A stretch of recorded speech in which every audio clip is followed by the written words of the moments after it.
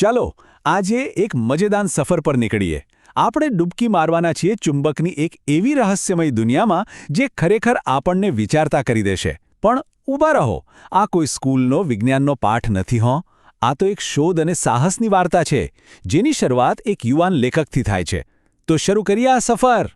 તો આપણી આખી વાતની શરૂઆત થાય છે રેશમાથી. રેશમા એક એવી ગૂંચવણમાં ફસાઈ છે જેનો જવાબ સદીઓ જૂનો છે.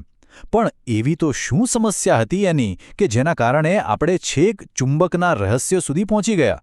ચાલો જાણીએ. ચાલો એક કલ્પના કરીએ.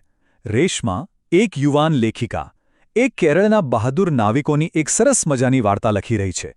એવા નાવિકો જે મસાલા લઈને મોટા મોટા સમુદ્ર પાર કરતા.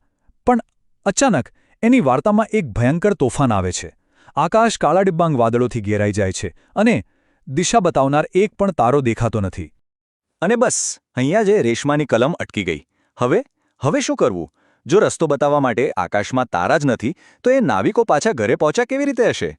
આ એક એવો સવાલ હતો જેનો જવાબ શોધ્યા વગર એની વાર્તા એક ડગલું પણ આગળ વધી શકે એમ નહોતી. પોતાની વાર્તાના હીરોને બચાવવા માટે રેશમાએ તો પુસ્તકો અને ઇતિહાસના પાના ફંફોસવાનું શરૂ કર્યું. અને ત્યાં જ એને એક જવાબ મળ્યો. એક એવી શોધ વિશે જાણવા મળ્યું જેણે ખરેખર દુનિયાનો નકશો જ બદલી નાખ્યો હતો. જવાબ શું હતો ખબર છે? એક નાનકડું પણ જાદુઈ ઉપકરણ, ચુંબકીય હોકાયંત્ર. હા, આ જ સાધન હતું જેણે નાવિકોને ઘોર અંધારામાં પણ સાચો રસ્તો બતાવ્યો. એક એવી ટેકનોલોજી જેણે સમુદ્ર પર માણસની જીત પક્કી કરી દીધી, પછી ભલે ને આકાશમાં ચાંદ-તારા હોય કે ન હોય. પણ સવાલ એ છે કે આ કમાલની વસ્તુ આવી ક્યાંથી? સૌથી મજેદાર વાત તો એ છે કે પહેલા હોકાયંત્ર કોઈ ફેક્ટરીમાં નહોતા બન્યા. એ તો કુદરતની ભેટ હતા. લોડસ્ટોન નામનો એક ખાસ પથ્થર. કહેવાય છે કે એક ભરવાડે આકસ્મિક રીતે આની શોધ કરી હતી. જ્યારે એની લોખંડની ટોપલીવાળી લાકડી એક પથ્થર સાથે ચટાક દઈને ચોંટી ગઈ. બસ ત્યારથી જ માણસ આ પથ્થરના જાદુઈ ગુણધર્મોને ઓળખી ગયો. ખેર, એ તો જૂના જમાનાની વાત હતી.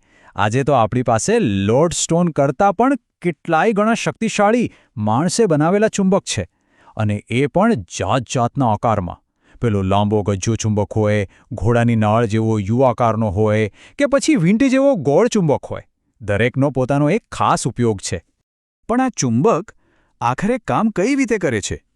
એવી તો કઈ અદૃશ્ય શક્તિ છે જે અમુક વસ્તુઓને પોતાની તરફ ખેંચે છે અને અમુકને તો ભાવ પણ નથી પૂછતી. ચાલો, રેશમાની જેમ જ આપણે પણ આ રહસ્યના ઊંડાણમાં ઉતરીએ. તો જુઓ, પહેલો નિયમ તો એકદમ સીધો સાદો છે. ચુંબક છે ને, એ દરેક વસ્તુ સાથે દોસ્તી નથી કરતું. એ ફક્ત લોખંડ, નિકલ અને કોબાલ્ટ જેવા અમુક ખાસ પદાર્થો તરફ જ ખેંચાય છે. આમને આપણે કહીશું ચુંબકીય પદાર્થો. બાકી લાકડું, પ્લાસ્ટિક, રબર એ બધા માટે તો ચુંબક જાણે છે જ આ દુનિયામાં. પણ એક મિનિટ, એક સવાલ થાય. શું ચુંબકની આખી સપાટી પર એની ખેંચવાની શક્તિ એકસરખી હોય છે? કે પછી એમાં પણ કોઈ એવી ખાસ જગ્યા હોય, જાણે કોઈ હોટસ્પોટ, જ્યાં એની તાકાત સૌથી વધારે હોય? આનો જવાબ છે ને એક મસ્ત મજાના પ્રયોગમાં છુપાયેલો છે. જો આપણે લોખંડના ઝીણા ભૂકા પર એક ગજિયો ચુંબક ફેરવીએ, તો એક અદ્ભુત પેટર્ન જોવા મળે. બધો જ ભૂકો ચુંબકના બે છેડા પર જઈને ચોંટી જાય છે, જાણે ત્યાં કોઈ પાર્ટી ચાલી રહી હોય. અને વચ્ચેનો ભાગ એ તો સાવ ખાલીખમ રહે છે. બસ આ જ છે ચુંબકનું અસલી રહસ્ય. આ જે બે શક્તિશાળી છેડા છે ને, એને કહેવાય ચુંબકીય ધ્રુવો. એક છે ઉત્તર ધ્રુવ અને બીજો છે દક્ષિણ ધ્રુવ. અને હા, સૌથી અગત્યનો નિયમ, આ ધ્રુવો હંમેશા જોડીમાં જ હોય. તમે ચુંબકના 1000 ટુકડા કરી નાખો ને, તો પણ દરેક ટુકડા-ટુકડાનો પોતાનો ઉત્તર અને દક્ષિણ ધ્રુવ હશે જ. એકલો ધ્રુવ તો શક્ય જ નથી. કમાલ છે ને? ઓકે, તો ધ્રુવો વિશે તો ખબર પડી ગઈ. પણ આ વાતનો રેશમાના નાવિકો સાથે શું લેવા દેવા? આ ઉત્તર અને દક્ષિણ ધ્રુવ એ લોકોને દરિયાની વચ્ચોવચ્ચ રસ્તો કેવી રીતે બતાવી શકે? અને અહીંયા આવે છે આખી વાતનો સૌથી મોટો ટ્વિસ્ટ. જો આપણે કોઈ પણ ચુંબકને મુક્ત રીતે લટકાવીએ, તો એ જાતે જ ફરીને હંમેશા ઉત્તર-દક્ષિણ દિશામાં જ સ્થિર થશે. પણ કેમ? કારણ કે આપણી પૃથ્વી, આપણો આખો ગ્રહ પોતે જ એક વિશાળ વિરાટ ચુંબક છે. એનું પોતાનું એક ચુંબકીય ક્ષેત્ર છે, જ્યાં નાના ચુંબકોને સાચી દિશા બતાવે છે. નવાઈ લાગે એવી વાત છે, પણ આ જાદુ ઘરે પણ કરી શકાય છે. બસ એક સોય લેવાની, એને ચુંબક પર 30-40 વાર એક જ દિશામાં ઘસવાની.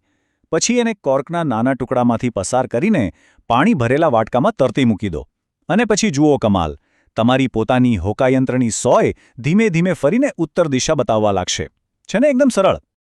ચાલો, દિશા શોધવાની વાત તો સમજાઈ ગઈ, પણ જ્યારે એક ચુંબક બીજા ચુંબકને મળે ત્યારે શું થાય? એમની વચ્ચે પણ દોસ્તી અને દુશ્મનીના અમુક પાક્કા નિયમો છે. ચાલો, એને પણ સમજી લઈએ. નિયમ બહુ જ સીધો છે. વિરુદ્ધ ધ્રુવો એટલે કે ઓપોઝિટ પોલ્સ એકબીજાને ખેંચે છે. ઉત્તર અને દક્ષિણ હંમેશા ભેગા થવા માંગશે. પણ સરખા ધ્રુવો? ના ભાઈ ના, એ તો એકબીજાને જરાય પસંદ નથી કરતા. ઉત્તર ઉત્તરને અને દક્ષિણ દક્ષિણને હંમેશા દૂર ધકેલશે.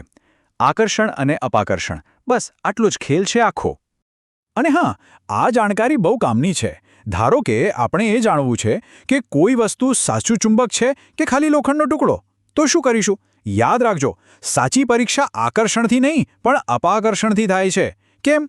કારણ કે લોખંડ તો બંને ધ્રુવો તરફ ખેંચાશે જ, પણ ફક્ત એક સાચું ચુંબક જ બીજા ચુંબકને દૂર ધકેલી શકે છે.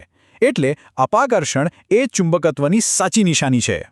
તો રેશમાની વાર્તાનો અંત તો હવે આવી જ જશે, કારણ કે એને જવાબ મળી ગયો છે અને આપણને પણ ચુંબક પાછળનું વિજ્ઞાન સમજાઈ ગયું. તો ચાલો હવે થોડી મસ્તી મજાક અને કેટલીક કામની વાતો તરફ જઈએ. ચુંબક ખાલી કામની જ વસ્તુ નથી, એ તો એક જાદુઈ રમકડા જેવું છે. જરા વિચારો, પાણીને અડ્યા વગર પેપર ક્લિપ બહાર કાઢવી, કે પછી કોઈ મેઝની નીચેથી ચુંબક ફેરવીને સ્ટીલના દડાને રસ્તો બતાવવો. અરે, ચુંબકથી ચાલતી નાની નાની ગાડીઓની રેસ પણ લગાવી શકાય. મજા જ મજા. પણ હા, એક વાત યાદ રાખવા જેવી છે. આ જાદુઈ દોસ્તની સંભાળ પણ રાખવી પડે છે. જો ચુંબક બોલી શકતો હોત તો કદાચ એ આવું કહેત, પ્લીઝ મને ગરમ ના કરતા, જોરથી પછાડતા નહીં કે મારા પર હથોડા પણ ના મારતા. મારી બધી શક્તિ જતી રહેશે. અને હા, મને તમારા ફોન, કોમ્પ્યુટર અને રિમોટથી તો ખાસ દૂર રાખજો. તો રેશમાના નાવિકોથી શરૂ થયેલી આપણી આ સફર આપણને ચુંબકના કેટલાય રહસ્યો સુધી લઈ આવી. વિચાર તો કરો, એક નાનકડા પથ્થરે આખી દુનિયાને કેવી રીતે બદલી નાખી. પણ હવે સૌથી મોટો સવાલ એ છે કે આ અદૃશ્ય શક્તિનો ઉપયોગ આપણે ભવિષ્યમાં બીજા કયા અદ્ભુત કામો માટે કરી શકીએ. આ વિચાર સાથે જ આજની આ વાત અહીં પૂરી કરીએ.